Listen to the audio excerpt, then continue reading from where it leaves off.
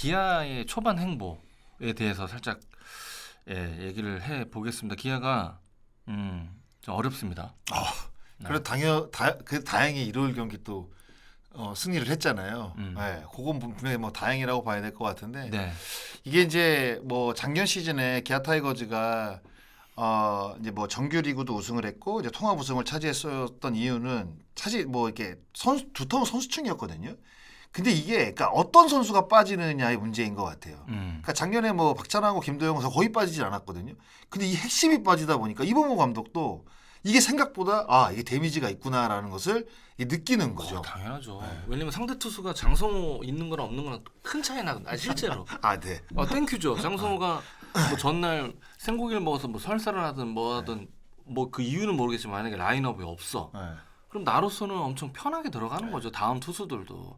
근데 김도영이 빠지고 박찬호가 빠졌다? 그러면 엄청 땡큐죠. 그렇죠. 그러니까 상대 입장에서는 그러니까 이 두 선수가 특히 이제 올해 같은 경우에는 리드오프하고 2번에 이제 기용이 됐단 말이에요.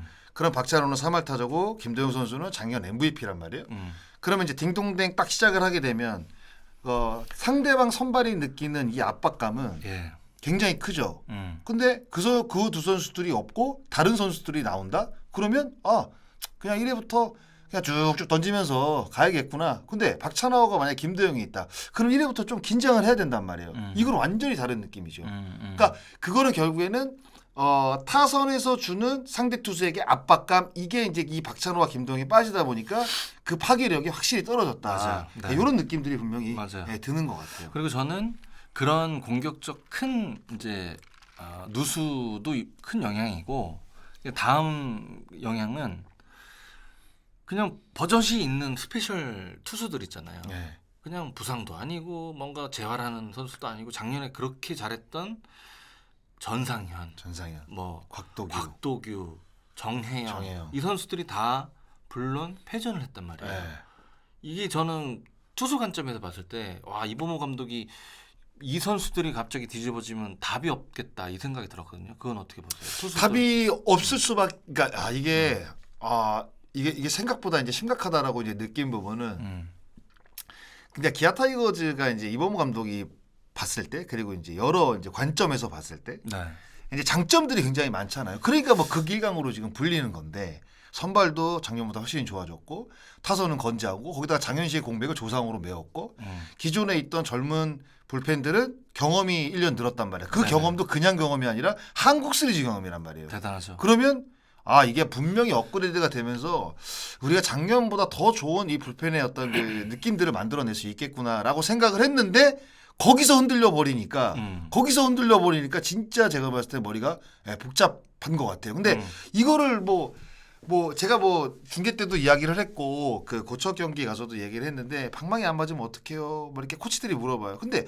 사실상 할 수 있는 건 없잖아요. 기다리는 것밖에 없잖아요. 거기서 충격요법을 주고 엔트리를 바꾸고 누구를 내리고 올리고 해봤자 사실상 거기서 거기거든요. 그럴 바에는 그냥 지금에 있는 선수들이 다시 한번 재기량을 찾을 때까지 제 분위기를 만들 때까지 선수들이 스스로 분위기를 만들 수 있을 때까지 코칭 스태프가 그냥 ቍ꿋하게 그 선수들을 믿고 지켜봐 주는 것밖에 사실 없거든요. 그렇죠. 그거 말고 사실 할 수 없어요. 제가 그 선수들이 기량적으로 갑자기 팔의 각도가 떨어져가지고 공이 이상하게 가는 것도 아니고 그럼 결국에는 좋은 분위기가 또 만들어지면 좋은 분위기라는 건 결국 선수들이 집중할 수 있는 분위기. 집중할 수 있는 기회는 뭐냐? 결국 많이 이기는 경기에 나갔을 때 좋은 피칭, 좋은 집중력 있는 피칭이 나오는 거잖아요. 그럼 기아 타이거가 지금 많이 지고 있기 때문에 뭔가 뒤지고 있는 상황에서 나갔을 때 공을 던지는 것과 이기고 있는 상황, 타이트한 상황에서 나가서 공을 던지면 결국에 또 자기 기록이 또 따라오잖아요. 그러니까 그런 걸 생각을 했을 때 약간 거기서 오는 어떤 그 매너리즘은 아니지만 그 상황적인 부분에 있어서 이 젊은 투수들이 조금 흔들리는 게 아닌가 이런 생각도 좀 들어요. 아까 장성 의원이 그 젊은 선수들이 한국 시리즈 경험을 했다고 말씀을 딱 하시고 나서 찰리님이 한국 시리즈 5번밖에 안 했는데요 이런 질문을 주셨어요. 근데 한국 시리즈 한 경기는 진짜로 크죠. 이게 경험을 안 해본 사람들은 사실 모릅니다. 이거는 그러니까 몇 경기 한국 시리즈 한 경기가 정규리그 10경기예요. 이렇게 빗대는 건 아니지만 그 한 경기를 통해서 여러 가지가 성장이 될 수가 있어요. 담대함이라든가 진짜 뭐 이런 분위기에서는 이런 야구를 해야 되는구나. 그리고 맞아요. 그건 크죠. 예, 그리고 이제 우리가 정규리그를 치르다 보면 한국 시리즈 같은 느낌이 드는 경기들이 있잖아요. 진짜 중요한 경기. 네네. 뭐 진짜 1, 2위 간의 결정전인데 뭐 이번 3연전을 통해서 순위가 바뀔 수도 있는. 그러니까 이런 것들은 과연 포스트 시즌 느낌이거든요. 근데 그럴 때 제 실력이 나오는 선수들 보면 떨지 않는 선수들이거든요. 맞아요. 그러니까 좋은 공 던지는 투수들도 그렇죠. 마찬가지고. 그렇죠. 근데 그런 느낌들을 미리 한국 시리즈에서 겪어봤으니 그러니까 1, 2위 만약에 붙었을 때도 야 한국 시리즈보다는 아니잖아. 좀 더 편하게 던질 수 있는 거고. 그러니까 이런 심리적인 안정감이 주는 그 어떤 그 실력적인 부분들이 굉장히 많습니다. 투수는. 그렇죠. 예. 맞아요. 예. 자, 2,000명 아까 잠깐 들어오셨다가 약속 1900, 있으신지 예. 잠깐 또 나가셨네요. 1950. 예, 어쨌든 2,000을 달성한 건 저는 첫 경험이라 너무 감사드립니다. 자, 그럼 기아 얘기를 다시 돌아가서 그러면 조상우는 어떻게 보셨어요? 마지막 날. 근데 저는 네. 그래요. 그러니까 조상우 선수가 뭐 한 3년 차, 4년 차 신인도 아니고 팀에 또 마무리를 맡았던 선수고 국가대표 팀에서도 중추적인 역할을 맡았던 선수입니다. 그렇죠. 예? 근데 이제 작년 시즌에 어깨 부상 때문에 제가 한번 말씀을 드린 적이 있는데 맞아요. 스피드가 이제 많이 떨어졌다는 부분은 확실히 마이너스가 될 수가 있어요. 근데 지금도 그런 상태거든요. 조상우 선수가 우리가 이제 생각하는 조상우는 진짜 빠른 공에 그냥 팍 꺾이는 슬라이더 뭐 이런 것들을 생각을 했는데 스피드 자체가 이제 145km대라고 한다면 조상우답진 않죠. 148에서 한 150 정도는 나와야지. 그래도 예전에 조상우의 어떤 그 파이어볼러에 대한 어떤 그런 느낌을 좀 받을 수가 있는데 지금 145km로 떨어졌단 말이에요. 3km. 그러니까 2020 시즌이 그러니까 33세이브 했던 시즌인데 네. 말씀하신 대로 그때보다 한 3km가 떨어졌다는 거는 타자 입장에서는 굉장히 좀 땡큐 아니에요? 그럼요. 네. 그러니까 조상우 선수가 이제 조상우 선수를 상대를 하는 타자 입장에서는 진짜 빠른 공 이후에 어떤 그 꺾이는 변화고야 늘 저희 스트레스를 받고 있었는데 이제는 145km라고 한다면 필승조의 대부분 선수들 뭐 하나이글스는 거의 150이 넘잖아요. 그렇죠. 그런 걸로 생각을 했을 때는 이제 너무나도 평범한 스피드거든요. 근데 아무리 네임밸류가 있는 선수라고 하지만 결국에는 타자들이 들어가서 상대를 할 때는 그 네임밸류보다는 그 공의 움직임, 어떤 그 볼의 스피드 이런 것들을 먼저 생각을 하는데 딱 경험을 해봤는데 야 이게 예전의 조상우가 아니네 이렇게 느낄 수도 있거든요. 그러면 순간적으로 어떤 느낌이 드냐? 예전보다는 공략할 만하구나 이런 생각이 든단 말이에요. 많이 노출도 됐고. 네. 한다고 해서 보수가 갑자기 무슨 하늘에서 떨어지는 공을 던지는 것도 아니고. 그렇죠. 그러다 보니까 조상우 선수는 제가 봤을 때 조금 최근에 좀 많이 맞는 거 아니냐라고 생각이 드는데 근데 결국에는 뭐 이범호 감독이라든가 뭐 정재훈 코치가 뭘 하겠습니까 지금? 예? 조상우 선수 데리고 야 뭐 어떻게 뭐 던져 뭐 어떻게 바꿔봐라 뭐 볼 패턴을 바꿔봐라 이거는 사실 거의 뭐 필요 없는 이야기들이거든요. 그럼 조상우 선수가 결국에는 이제 본인의 컨디션이 100% 올라올 때까지 코칭 스태프는 기다리는 수밖에 없습니다. 예. 저는 그거밖에 답은 없다고 봐요. 예.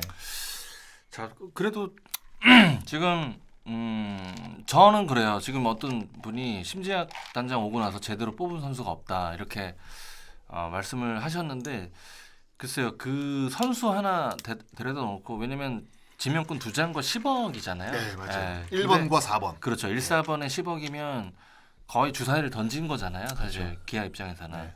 그래서 이제 지금 이 8경기 행보가 마음에 안 드실지 모르겠지만 그래도 지금 장현식 자리를 꼭 그 8회에 책임지는 건 아니지만 조상우의 가치는 저는 개인적으로 굉장히 높고 그다음에 심재학 단장이 그 행정은 굉장히 저는 이해가 가요.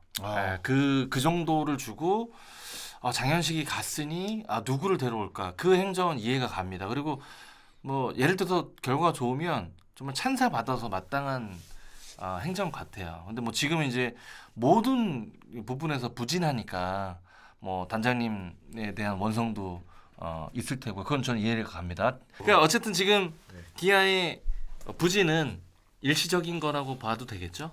그러니까 박찬호 선수가 이제 열을 쉬고 들어올 것 같다고 이제 기사로 전 봤거든요. 그러면 네네. 이제 토요일쯤에 들어올 겁니다. 그러면 아무래도 이제 3주간이 조금 안정이 되겠죠. 왜냐하면 기아가 흔들린 부분도 뭐 마운드가 흔들린 뭐 구원진이 흔들린 경우도 있지만 수비에서도 흔들렸거든요. 왜냐면 변우혁 실책이 있었죠. 윤도현 실책이 있었죠.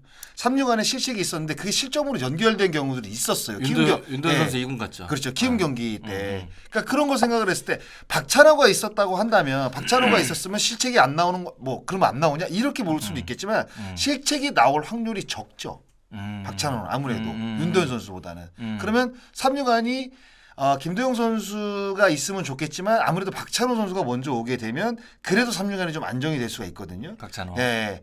그러니까 박찬호 선수가 오고 이제 어차피 김도영 선수는 일정 기간 우리가 이제 시간이 지나야지 이제 들어올 수 있는 상황이니까 약간 번외로 둔다고 한다면 박찬호가 들어오면 그래도 어느 정도 야수진은 조금 안정이 되지 않을까? 뭐 이런 생각이 좀 듭니다. 근데 장성현도 아시다시피 이게 팀이 부진하면 여러 얘기가 막 나오잖아요. 많이 나오죠. 엄청 나오죠. 그래서 지금 심지어 어떤 얘기가 나오냐면 이범호 감독이 캠프에서 자율훈련을 야간훈련을 막 부여를 했다. 네. 그게 이제 부진의 원인이다. 뭐 이런 얘기가 있어요. 근데 저는 이제 장성호 위원과 현역 시절을 같이 안 해봤잖아요. 네. 근데 장성호 위원은 야간훈련에 대한 본인 생각 어때요? 저는 안 하는 게 맞다고 봅니다. 오히려 할 거면 그냥 정규 연습을 조금 더 길게 하는 게 맞고 그리고 야간 때는 충분한 휴식을 주는 것도 분명히 필요한데 만약 정신이 제대로 박혀 있는 신진급 선수라고 한다면 그 시간에 나가서 스윙을 할 겁니다. 정신이 그럼 안 박혀 있으면? 네. 안 박혀 있으면요? 어디가 술 먹고 있겠죠. 정신 못 차리고 있겠죠. 네. 근데 진짜 이 자율훈련이라는 게 굉장히 보면 선수 입장에서 보면 굉장히 편한 것처럼 느껴지지만 이게 결국에는 책임을 본인이 짓는 거거든요. 그러니까 감독이 직업 선수니까. 네. 그러면 자기가 한 만큼 돌아오는 거잖아요. 네. 뭐 그게 다 돌아오지는 않겠지만 그러면 저는 이제 앞으로 뭐 지금도 뭐 예전에 이광환 감독님이 뭐 자율력의 뭐 선구자라고 뭐 이야기를 하지만 그러니까 많은 사실 감독들이 지금은 이제 자율야구를 많이 선호를 합니다. 기아 타이거즈만 그러는 게 아니라 사실 연경엽 감독도 마찬가지고 그러니까 박진만 감독도 사실 마찬가지고 특히 이제 베테랑들한테는 선택권을 주죠. 자율권을 주고 그러면서 이제 훈련을 좀 자연스럽게 그렇게 가는 거는 맞는데 단순하게 성적이 안 난다고 해서 저는 이 자율야구가 문제, 훈련이 좀 적은 게 문제가 아니냐 이렇게 지적하는 거는 좀 어폐가 있다고 봐요. 왜냐하면 감독은 결국에 본인이 부임을 해서 본인이 하고 싶은 야구를 해야 될 거 아니에요. 그래야지 뭐 잘리도 후회가 없을 것 같잖아요. 근데 그게 이범호 감독이 혼자 자율야구를 결정할 수도 있겠지만 결국 연습은 뭐 코칭 스태프나 아니면 뭐 단장도 약간 개입을 할 수가 있고 그래서 거기서 이런 훈련을 좀 했으면 좋겠다라고 이렇게 평가를 이렇게 딱 하는 거지 이범호 감독 혼자 난 자율야구 할 거야 애들 야 이게 편하게 시켜 이런 건 아니거든요. 제가 봤을 때는. 그러니까 모든 잘못을 이범호 감독이 뭐 스프링 캠프 때 시켰던 자율야구에다가 갖다 붙이는 거는 이거는 사실상 어폐가 좀 많다. 저는 사실 그렇게 봐요. 저도 뭐 의견 좀 동의하는 부분이 많고요. 개인 훈련 말씀하셨는데 그 이유 때문에 시즌이 부진하다. 저는 이제 그런 시대는 아닌 것 같아요. 그러니까 일례로 투수는 원정관 뭐예요? 수건 들고 나가서 섀도우 피칭? 아스팔트 바닥에서 섀도우 하잖아요. 근데 저는 프로야구를 18년 해봤지만 그 세면 바닥에서 정말 몰입을 해서 섀도우 하는 사람을 본 적이 없어요. 본 적이 없어요. 한 번 하고 사담 나누고 한 번 하고 사담 관리자 오면 다시 하는 척하고 튜빙하고. 근데 튜빙도 이것도 되게 멍청한 짓이 뭐냐면 여러분들 튜빙 참 좋은 운동입니다. 좋은 운동이고 선수들 공 던지기 전에 요새는 걸어놓고 다 해요. 열을 막 내고 피를. 근데 이 튜빙을 아무 계획 없이 하잖아요. 그러면 다음날 컨디션에 영향이 있어요. 그러니까 아무것도 모르고 눈치만 보는 선수들은 그냥 누구 오면 하는 척 하느라고 튜빙 땡기죠. 다음날 공 던져야 되는데 또 튜빙하죠. 저는 튜빙하면 꼭 아이싱을 했거든요. 이것도 되게 소중히 다뤄야 되는 루틴 중에 하나인데 그러니까 이런 맹목적으로 훈련을 하니까 이거 하다가 눈치 보고 튜빙 땡기다가 다음날 공 안 가고 이런 게 많아요. 그렇죠. 저는 되려 그러니까 자발성 없는 훈련은 독이라고 봐요. 그리고 아까 말씀하신 대로 내가 개인 사업자로 내가 돈 버는 건데 왜 시켜서 해야 그건 그런 시대는 아니잖아요. 또 그런 선수 치고 잘 되는 선수 없죠. 오래 하는 선수 없고 잘하는 선수 없다고 맞아요. 보시면 되는데 그래서 저는 이 얘기에 대해서 참 야구가 안 되니까 많은 얘기가 나오는구나. 저는 요 정도로 받아들이고 있습니다. 기아는 어쨌든 위즈덤도 아까 말씀하신 대로 자기 명성대로 지금 해주고 있고 박찬호와 김도영이 오게 된다면 지금 이제 스타트는 좋지 않겠지만 분명히 위력을 발휘할 거다. 그렇다고 해서 뭐 기아 타이거즈가 최하위로 또 처진 것도 아니고 그렇죠. 네. 연패가 조금 있었긴 있었지만 일단 또 연패를 끊은 상황이라 네. 기아 타이거즈는 그러니까 전력 자체가 확 처지는 전력이 아니라 그냥 극강이라고 우리가 이제 많이 평가를 내렸잖아요. 근데 그렇죠. 거기서 한두 명 지금 빠진 거란 말이에요. 근데 그렇죠. 전력에 분명히 누수가 있겠지만 그 전력의 누수가 제가 봤을 때는 막 팀이 막 엄청나게 나락으로 떨어질 정도의 누수는 아니기 때문에 그리고 이제 기본적으로 선수단 내에 어떤 그 엔트리가 탄탄합니다. 그래서 조금 더 이제 분위기를 타고 어떤 날씨도 좀 따뜻해지면 제가 봤을 때 충분히 올라올 가능성이 높아요. 네, 아마 맞습니다. 그렇게 이제 생각을 하시는 게 좋을 것 같습니다. 네. 네.